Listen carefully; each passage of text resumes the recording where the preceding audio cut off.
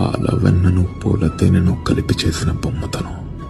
ఆ మలుపు వంపులపై నెలవంక నుంచితే కరిగి లావా కరే ఉడుకుతనదే. పుడమి వనాల్లో దొరకని విప్పుకైపో వేట కన్నుల్లో సొంపుగా దాచుకుంది.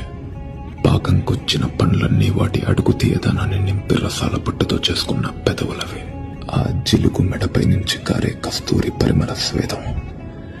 ఏ నేర్పు చేసిందా హృదయ పొంగుల చక్కదనం. ఎలా కుదిరిందా నాభి ప్రహార పొంగం. తెలియకుండా చేతులు జోడిస్తున్నాను. ఇలాంటి అద్భుతానికి ఏ ఆరాధన సరిపోతుంది? అలా నిలబడి చూస్తే ఇలా కన్నీళ్లు కారుతున్నాయా? ఏమని చెప్పాలి? ఇది పరిపూర్ణ స్త్రీత్వం.